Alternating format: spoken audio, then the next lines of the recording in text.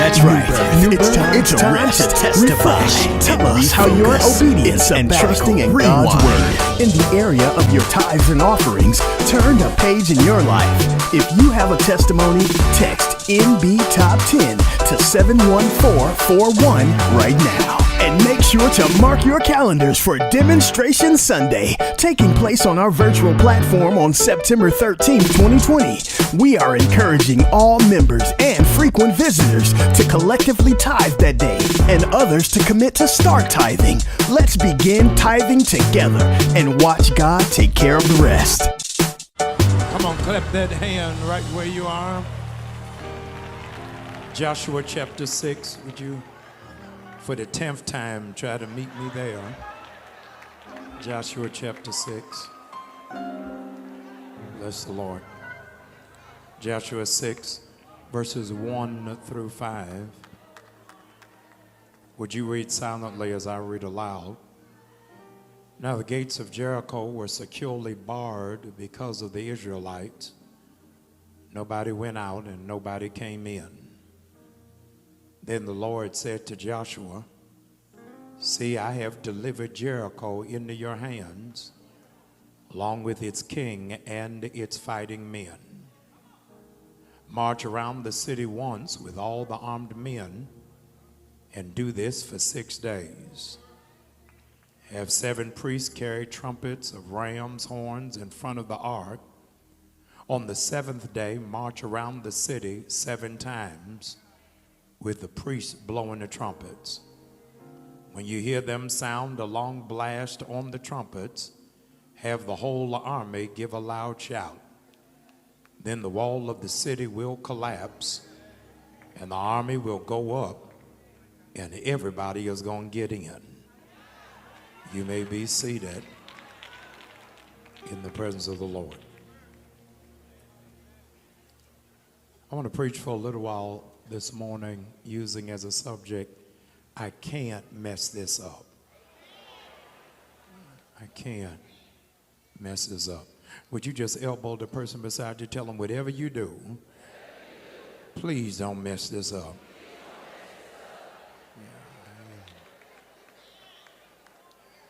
I can't mess this up. The NAACP, in its most recent Image Awards, presented the film of the year as Just Mercy, starring Michael B. Jordan and Jamie Foxx as film of the year. It chronicles the work of Bryant Stevenson, the Harvard-trained lawyer who heads the nonprofit organization called the Equal Justice Initiative, which seeks out fairness for the poor, the incarcerated, and the condemned. Aside from the skewed sentencing, it should be noted that when it comes to the inhumane practice of the death penalty, 3% of America's executions end up being botched. 3%. Dr. Austin Surratt, professor of jurisprudence at Amherst University, in his book entitled Gruesome Spectacles, Botched Executions and America's Death Penalty, describes the tragic errors as evidence of a departure from protocol. The breakdown in effectiveness emerges from unanticipated problems or delays that cause the agony for the inmate and exposes incompetence in the official. There are a bevy of examples of botched executions, ranging from convicts catching fire when they were supposed to be electrocuted, or the administration of less than an ample dosage of lethal injection where the inmate has to wait hours and still never dies. If the margin of error for putting somebody to death is 3.1%, how much greater is the number of failed attempts from not those trying to die, but those who are trying to make an idea come to life? According to Harvard Business Review, 67% of well-formulated strategies fail due to poor execution. I better give that to you again. 67% of all good ideas fail because of poor execution. It's with irony that I share with you today that the term failure to execute is actually a military terminology. It is the lowest common denominator. It equates to the incompletion of a task, an event, a mission, or a project. The contributing factors can be wide and deep. I've never been in the ROTC, never been enlisted in the armed services, and so I speak to you as saved civilians to ask you, how come when God gave you the idea, gave you the concept, gave you the dream, gave you the assignment, the mission, how come you didn't execute? There's any range of testimonial excuses in this sacred space. Some of you didn't execute and you blame it on having kids. Some of you didn't because you said you had to pay bills. Others, you lost passion. Somebody behind you will declare because they never had support. Another person would chime in that their timing was off. Somebody else would say it was not really worth the time at the time. You'd be amazed how many young adults would say they had no examples. Somebody else would decry they kept hitting brick walls and got frustrated. Somebody didn't execute because they had an overarching fear of failure. Somebody else didn't execute because they deemed it too risky. I can't imagine how many of you did not execute because you were already burning the candle at both ends. Somebody else didn't execute because they married the wrong person. Somebody else didn't execute because people told you not to. I don't know who this is for. Others of you, I apologize that you even tuned in, that you even wasted the gas to come, because this isn't even your word, but for whoever I'm talking to, God told me to tell you it's going to work this time. For some of you, you can pack up your stuff and get out of here. That's all you needed from God, is it's going to work this time. I hope you can feel it in your spirit the same way I can feel it in mine. You don't even need to turn to your neighbor. Would you just say it out loud to yourself? It's going to work this time. Because it's going to work this time, I cannot afford to mess this up. There was an occasion whereby Jesus came upon a fig tree. He walked up on that fig tree and he noticed that it was bearing no fruit. And Jesus begins to curse that tree and wants to cut it down. But he said, instead of cutting it down, in spite of the fact that it has not produced anything, it has not yielded any fruit, has not given any evidence why it warrants to even be alive, here is the mercy of God. Jesus declares, I'm going to give it one more year. I wish you knew when to celebrate. God told me to tell somebody who's in this room, you don't even know when to give God glory. This is that year for you to produce. This is the year for you to get it done. I don't care what happened in 2019, 18, or 17, but God declared over your life this year of 2020 before December 31st, whatever it is you put your mind to, whatever it is that you got faith enough to believe, whatever it is that you put energy behind, whatever you connect your name to, God declared this year it has got to come to pass, and you better not mess it up.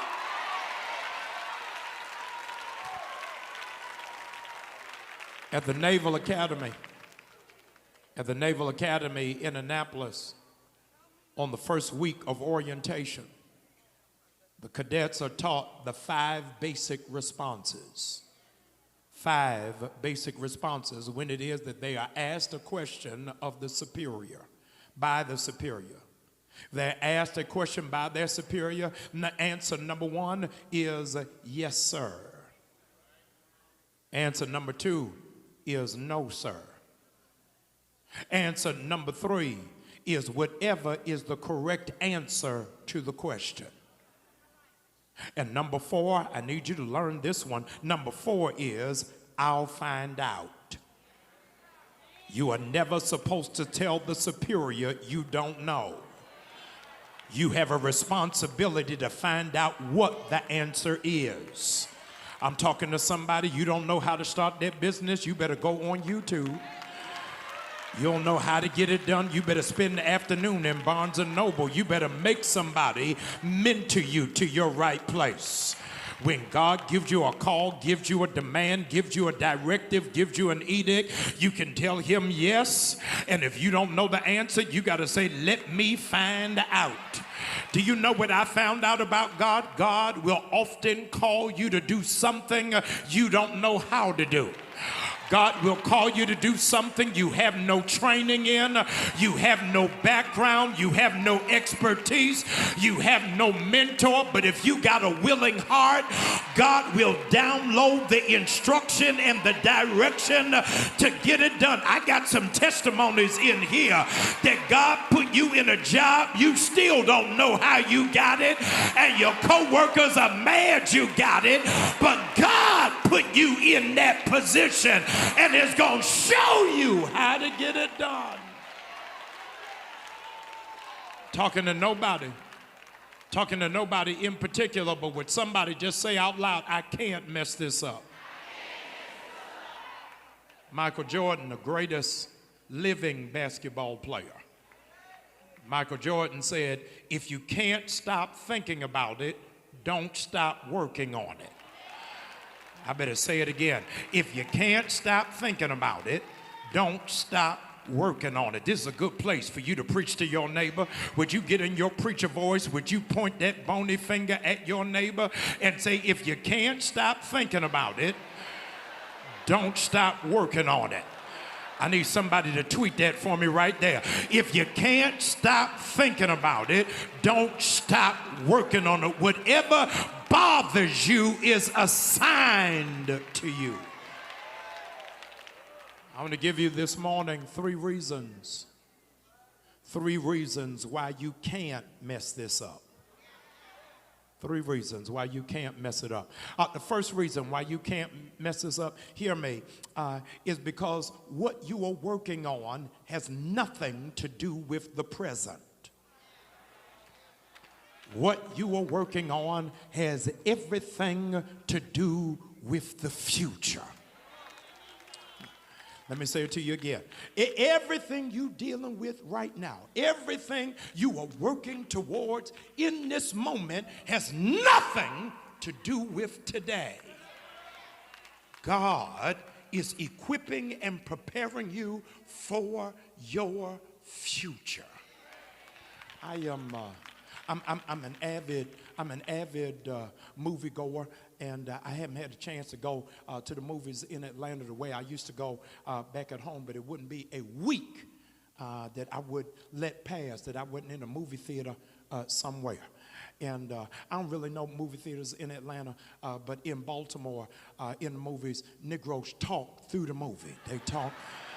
I don't know how it is down here, but they talk through the movie.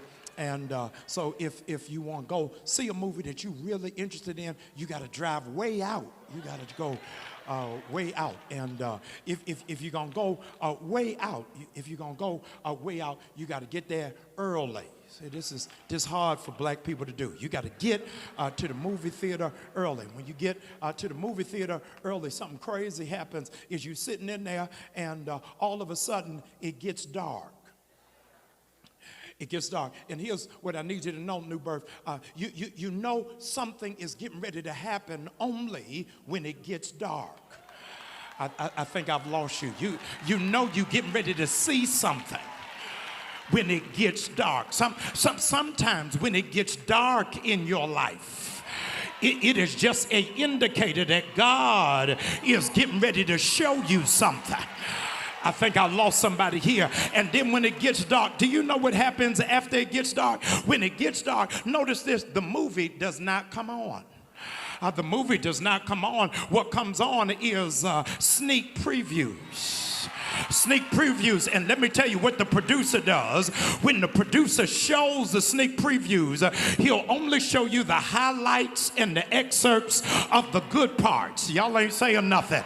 And if you sitting beside somebody who you know, you elbow them and say, I can't wait for that to come out.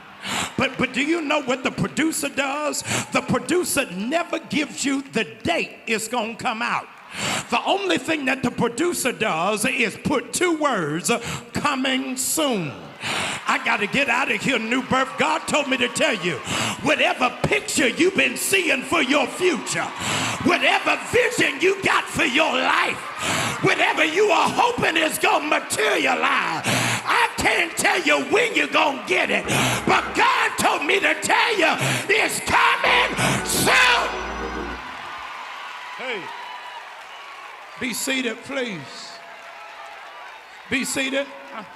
I know it's corona in the atmosphere. Would you just fist bump somebody and tell them whatever you shouting about is coming soon? The raise is coming soon. The promotion is coming soon. 50 women better scream, the man you gonna marry is coming soon.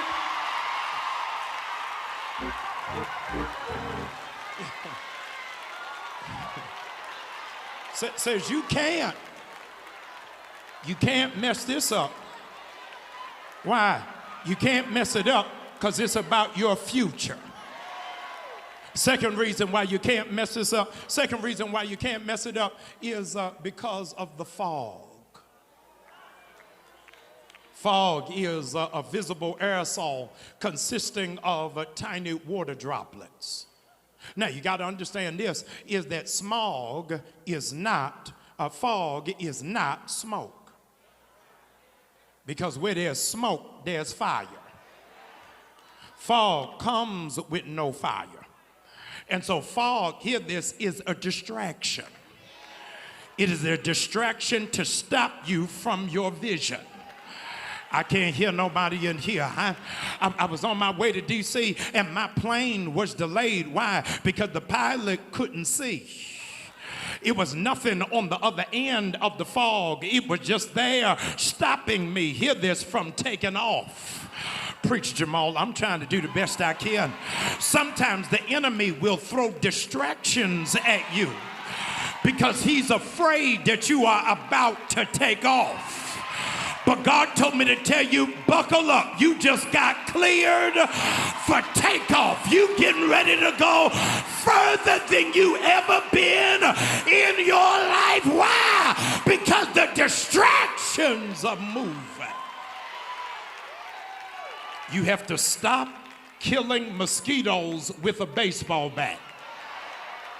Everything that you are dealing with that does not connect to your assignment, your vision, and your gifting is just fog.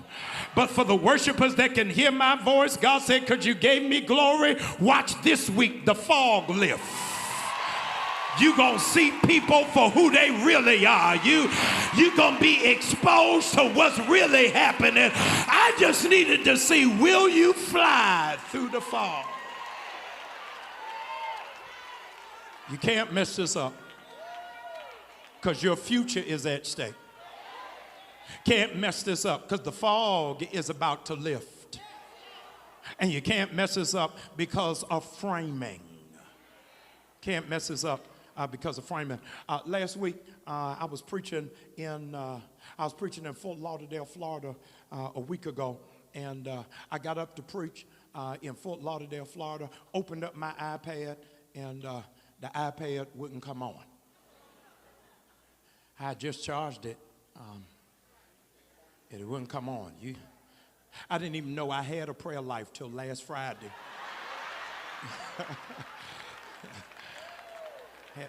Had no idea that I knew how to talk to God that fast. And they tried to charge up my iPad, and had the choir sing another song so I could get my sermon together, and still it wouldn't come on. My iPad completely died. Wouldn't come on, do not resuscitate. It became an organ donor last week. It wouldn't do anything. And so my staff ordered and overnighted me another iPad. And when they overnighted me another iPad, here's what I tried to do with my crazy self, is I tried to put my new iPad in my old iPad case. I was so in love with my old iPad case because it was handmade. It had precious stones in it. It was crafted in Africa. Everybody was hating and jealous of my case. So I tried to put my new iPad in my old case, but something happened from the time that they made my previous iPad to this new iPad. Y'all ain't gonna like it. They changed the position of the camera. And because they changed the position of the camera, where I used to be able to get a picture, it now was blocked. God said, in order for it to work, you got to put it in a new case. Some of y'all are messed up because you keep trying to force your ideas in the old circles and old friends, and they ain't got the vision that you got for your life. If you got to do it by yourself, do it by your doggone self. Change your case. It's all about your position. It's all about how it is that you frame it. My mother's an amazing woman of God, 72 years of age. I'm thankful for her life, thankful for her health. And last Christmas, not this one, last Christmas, my sister and I got her a new iPhone, unnecessarily. She don't need no new iPhone. But we bought her a new iPhone, and the last thing you want is for Dr. Cecilia Bryant to ask you, can she take your picture? That is not what you want. You're going to be there all day, and my mother, with an iPhone 11, is going to use her hand to cover one part of her eye so that she can focus. Y'all ain't saying nothing to me. I said, Ma, why in the world do you cover one part of your eye in order to take the picture? She said, if I cover this eye, then the other eye becomes sharper in what it's got to focus on. Y'all are slow. Y'all didn't get enough sleep last night. God told me to tell you, sometimes when it looks like I'm blocking you, I'm just helping you to focus. I'll get people out of your life, out of your space, because I need you to see who's using you, who's taking advantage of you, who's lying to you, who's trying to get over on you. You got to get tunnel vision in this season. So your framing can be right. I can't mess this up. Children of Israel have been brought out of captivity. And when the children of Israel got brought out of captivity from Pharaoh, years of slavery, oppression, and degradation, here's what's amazing for those of us who graduated from Sunday school. You know that they crossed the Red Sea.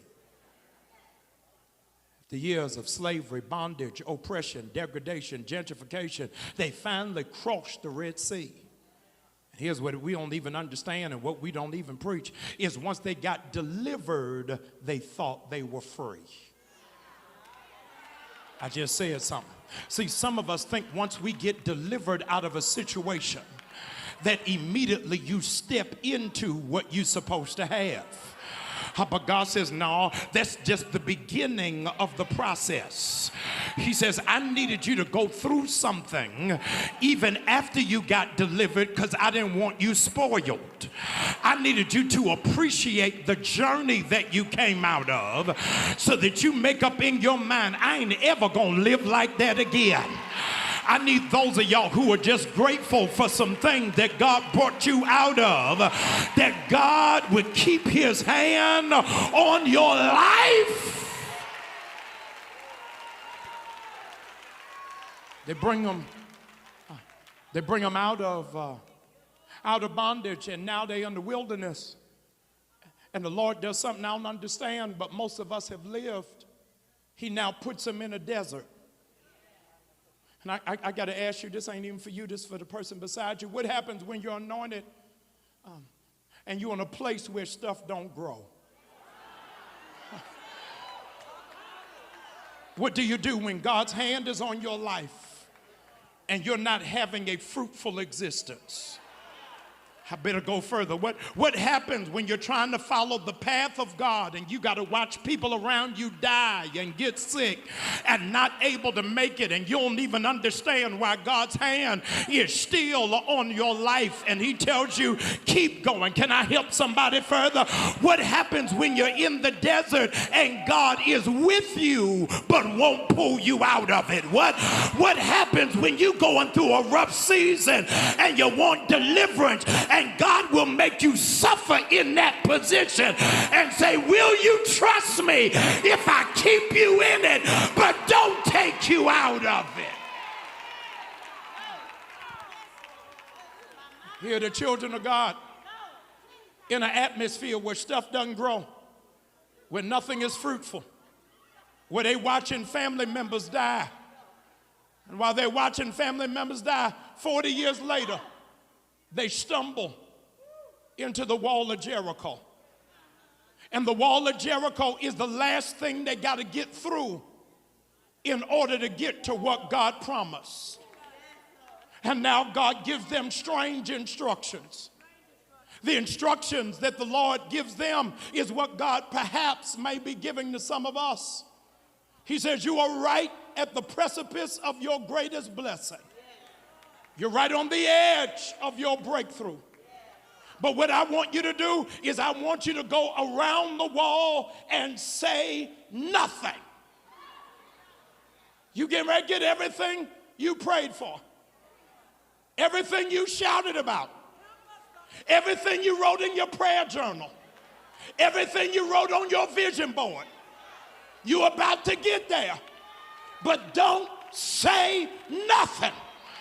You're about to get what nobody in your family has ever received, but don't say nothing. You are about to break every generational curse, but don't say nothing. You're about to walk in what you thought you were disqualified from, but don't say nothing. You're about to receive what don't match your credit report, but don't say nothing. He says, I want you to walk around for 6 days and don't say nothing. And they don't even know why he's telling them to do it. Because God is telling them, don't mess this up. What do you mean, don't mess this up? Said the last time when I brought you out of the Red Sea and you were on your way to the promise, you started complaining about your process. You started complaining about what you didn't have, not thinking about what you're getting ready to get. So you went through these 40 years because of your mouth.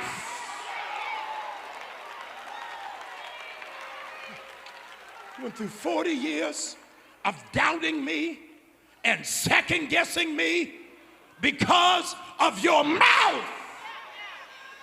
I allowed people in your family to die because of your mouth. So he said, this time, so you don't offend me, so you don't make me block your blessing, shut up and don't say nothing until I do it.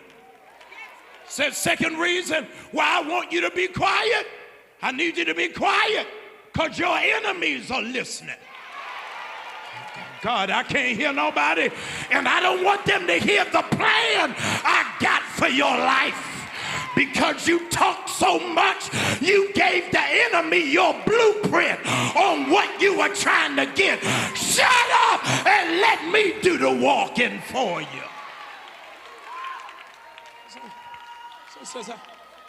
Stop sharing all your ideas. Stop sharing all of your dreams. Stop sharing all of your plans with people who gonna talk you out of it or try to sabotage it or try to undermine it. He said, I need you to be quiet for 6 days. But on the seventh day, I need you to do something crazy. I need you to open up your mouth. Hallelujah. You are not going to need a gun. You're not going to need a bow and arrow. You are not going to need a truck. All you need is your mouth. That if you are quiet for a season, in the moment I tell you, hear me, New Birth, the moment I tell you to sound your trumpet, everything they locked you out of, you getting ready to walk into it. Now this ain't for you, it's for everybody next to you. God said if you sound the alarm, it ain't just you going in. Here's your celebration. Everybody in your family is about to step in it.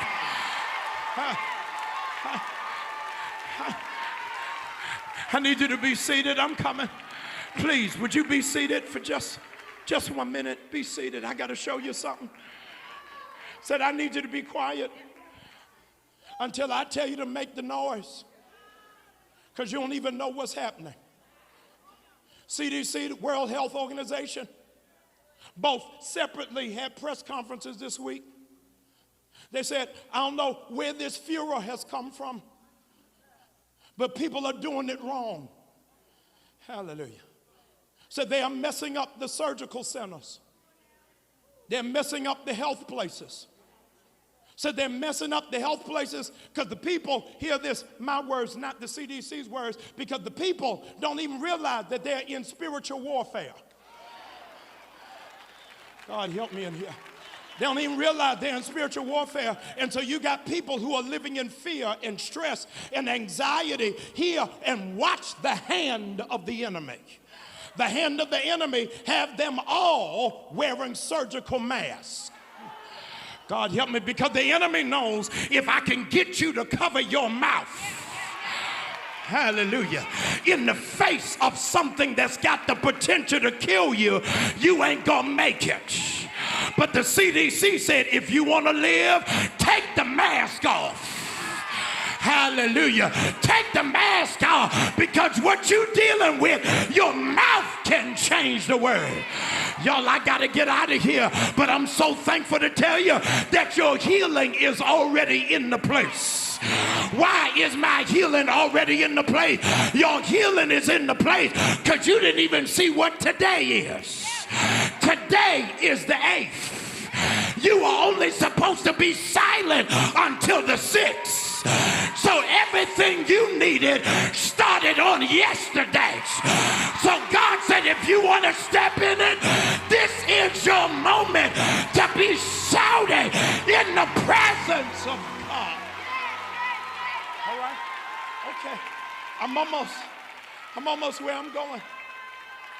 Said don't mess this up. Said don't mess this up. I'm not looking for this section to do it, and in this section to do it, and in this section to do it. Don't mess this up. He said, children of Israel, if all of you shout at the same time, everything that was locked up is about to be open. And not only is it going to be open, here's where y'all ought to get excited, you're going to step into it. My time is almost up, but I'm telling you, would you look at down your row and tell them don't mess this up? All of us gonna have to sound the alarm. All of us are gonna have to shout in here. All of us are going to have to scream through this season. God told me to tell you, your season of being quiet is over. If you open up your mouth, everything you need me to do is about to manifest. When I count to 3, I want you to shout in here like you about to have it. 1, 2, 3, shout.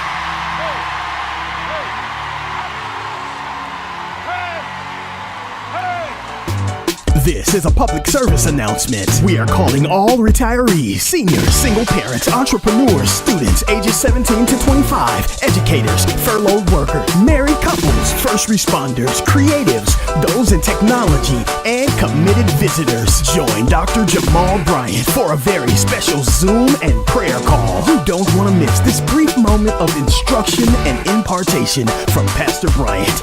Make sure you sign up by texting NB Top 10 to 71441 and complete the ministry form.